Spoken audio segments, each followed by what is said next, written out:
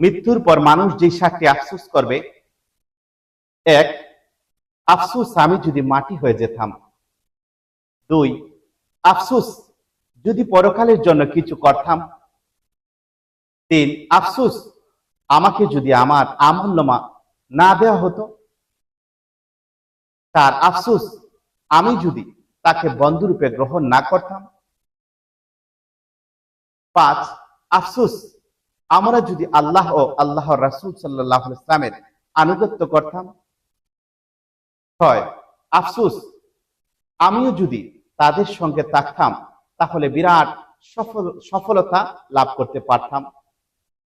7, আফসোস আমি যদি আমার রবের সঙ্গে কাউকে শরীক না করতাম।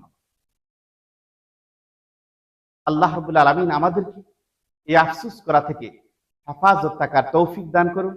আমিন সুম্মা আমিন।